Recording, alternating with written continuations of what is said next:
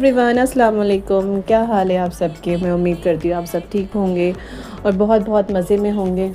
और बस ये देखिए, दिन निकल चुका है, दिन की शुरुआत हो गई है, नमाज़ हो चुकी है, फजर की नमाज़ के बाद का वक्त है और बस हल्का हल्का दिन निकलने लग रहा है। और बस यहाँ पर मैं सो जाती हूँ थोड़ी बहुत देर के लिए। अब आजकल जब से बच्चों के पेपर शुरू हुए हैं तो यूजुअली ज़्यादा लंबे समय के लिए नहीं सोती, मैं 1-1.5 घंटे के लिए सो जाती हूँ, क्योंकि बस फिर सवेरा उठना होता है। मोहम्मद 12 बजे चला जाता है तो इसलिए मुझे जल्दी उठना होता है।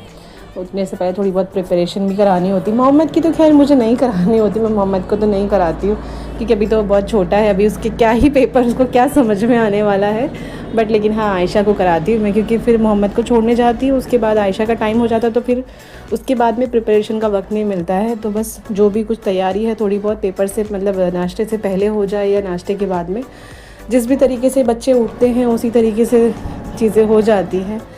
तो बस यहाँ पर ब्रेकफास्ट हो रहा था और ब्रेकफास्ट में आज हमने कड़क पाव मंगाए थे।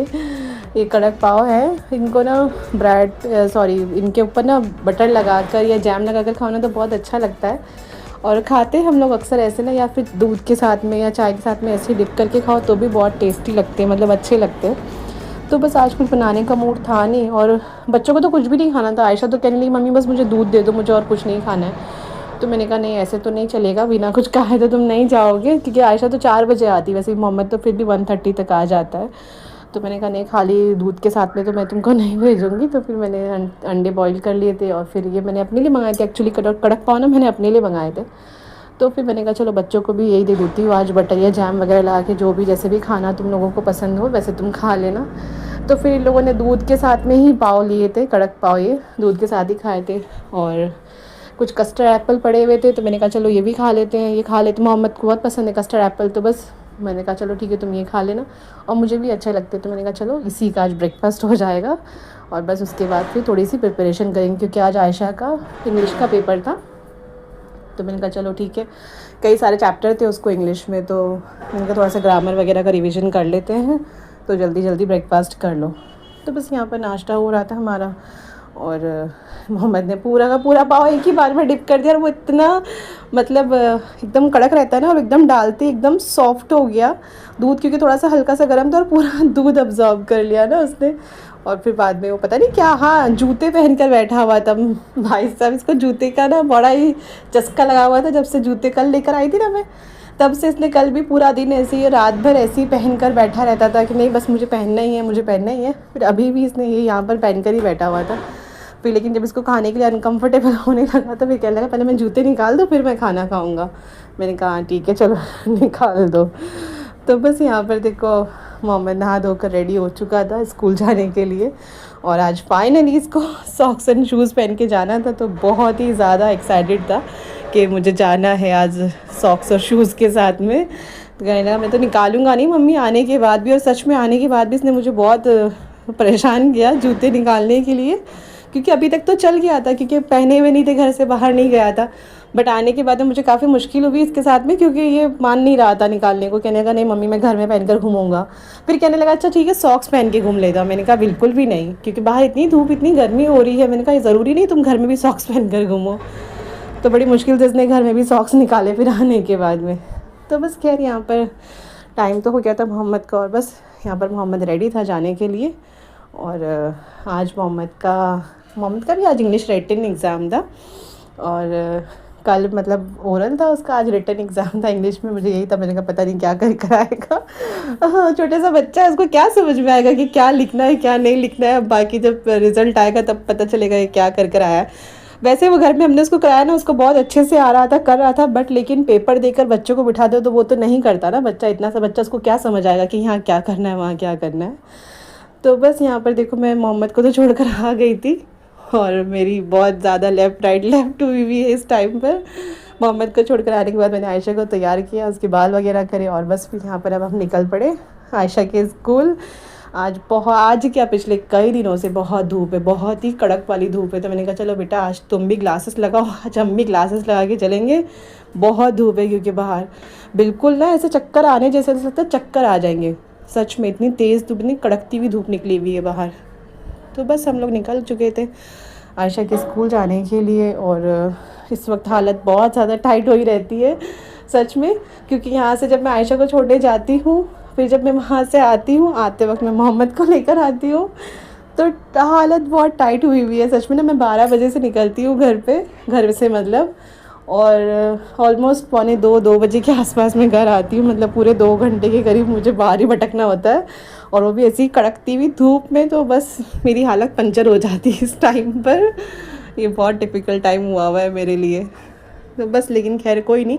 आज मतलब ये तो कल की क्लिप है, बट मैं वॉइस ओवर आज करी, तो आज आयशा का तीसरा पेपर है, और 2 पेपर और है आयशा के। उसके बाद आयशा के तो पेपर ख़त्म हो जाएंगे, तो मुझे थोड़ा बहुत आराम मिलेगा, और मेरे लिए चीज़ें थोड़ी सी आसान हो जाएंगी। बस फिर मोहम्मद के रह जाएंगे, तो फिर खैर वो इतना मुश्किल नहीं होगा। मोहम्मद का तो मैं मैनेज कर लूँगी, बट आयशा की भी मोहम्मद की भी दोनों की वजह से ना काफ़ी डिफ़िकल्टीज़ हो रही है। बट कोई नहीं, बस 2 दिन की बात और है, उसके बाद मुझे आराम ही आराम है। फिर आगे दिवाली वेकेशंस पड़ जाएंगी, तो फिर मुझे कम से कम एटलीस्ट 10 दिन के लिए तो मुझे आराम मिलेगा। और उस बीच में इंशाल्लाह हो सके कि इसके अब्बू भी आ जाएं, तो फिर तो चीज़ें खैर सॉर्ट आउट हो ही जाएंगी, मेरी मुश्किलें आसान हो जाएंगी फिर तो बस ये देखो बाहर निकल के हम लोग, और देखो आपको अंदाज़ा हो ही रहा होगा कितनी तेज़ धूप हो रही है। पता नहीं लोग कैसे इतनी धूप में बाहर निकलते हैं।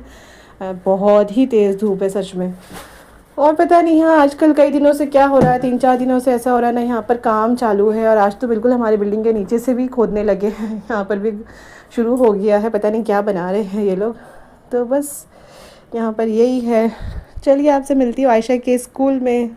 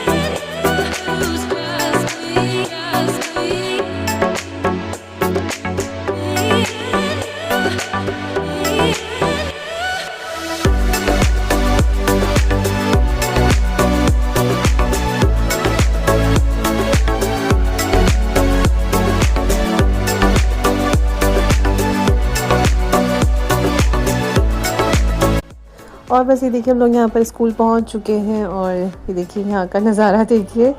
मैं अक्सर आपसे कहती रहती हूँ ना व्लॉग में कि आयशा के स्कूल के वहाँ बहुत रश होता है, बहुत रश होता है।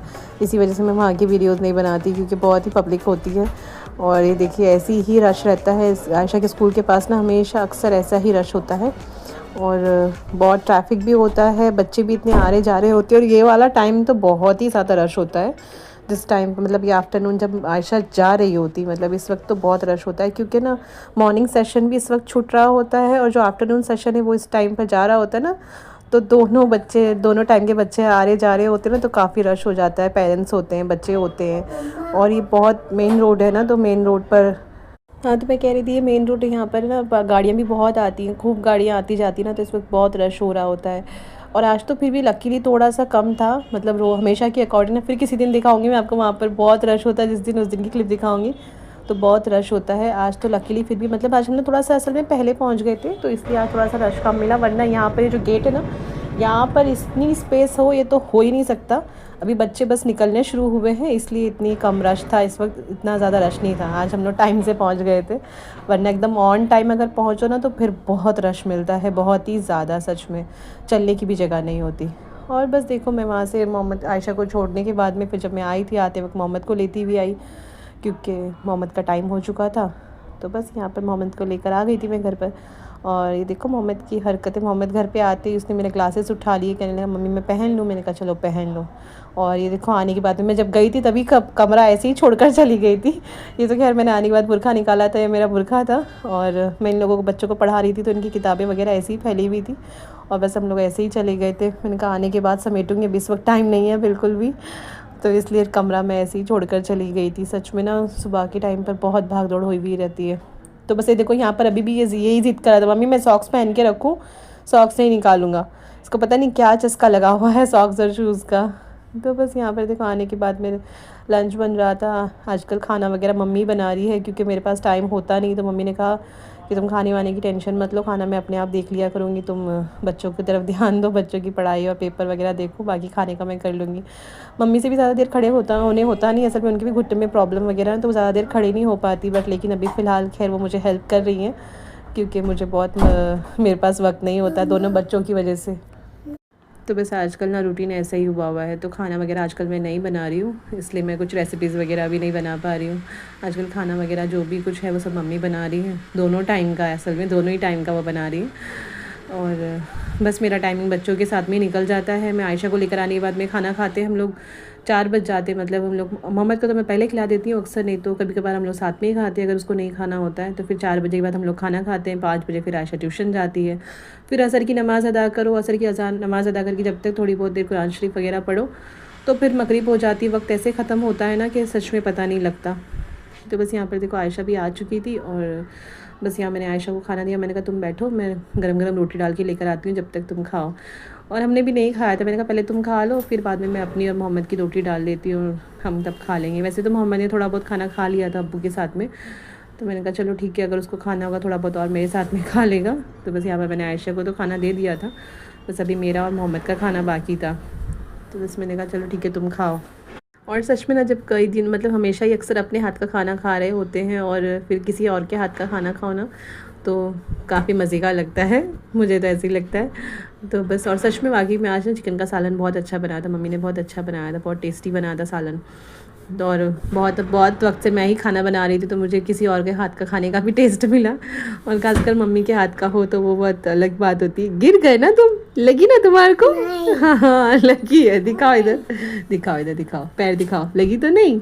हाँ ऐसे ना बेटा उल्टी सीधी हरकतें नहीं करते, चोट लग जाती है ऐसे ना, लगी नहीं ना? नहीं।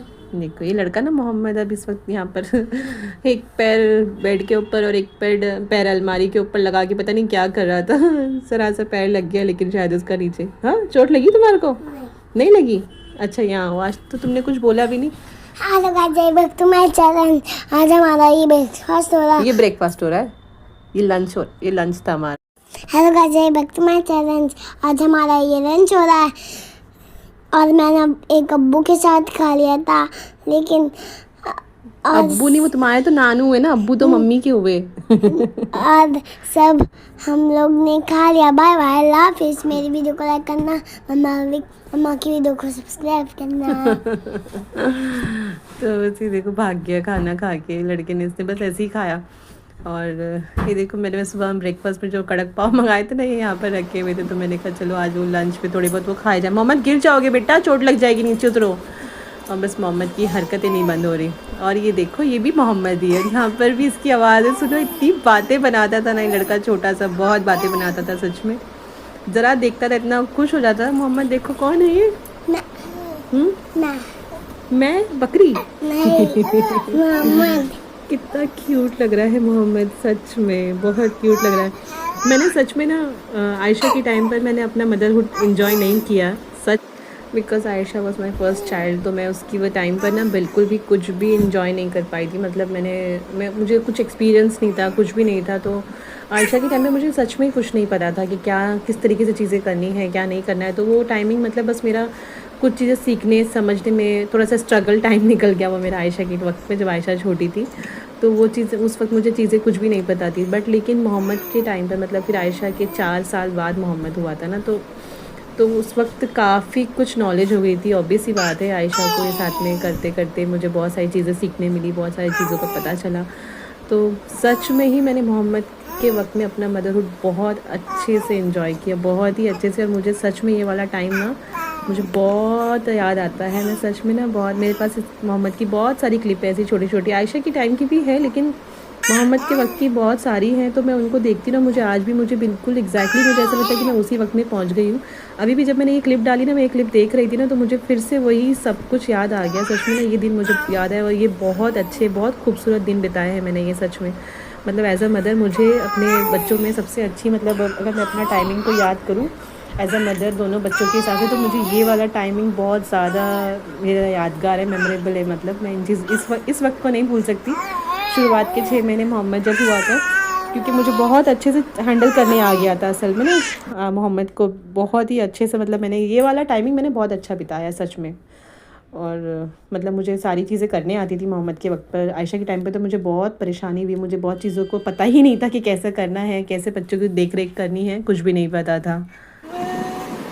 मेरा बच्चो काबाटी करो मैं बेटू से काबाटी बटी चाहिए काबाटी बटी चाहिए बेटू को हाँ बोलो बहुत सारी बात बहुत सारी कितनी सारी बात करे कितनी सारी अरे मेरा बच्चा अरे मेरा बेटू ओ मम्मा रे सोना बाबू मम्मा का बेटा मम्मा का बेटे भोपाला से बेटा हूँ मैं तो बहुत सोना से बेटा हूँ। कौन है सोना बेटा? मोहम्मद सोना है, बहुत सोना है मोहम्मद तो बहुत सोना है।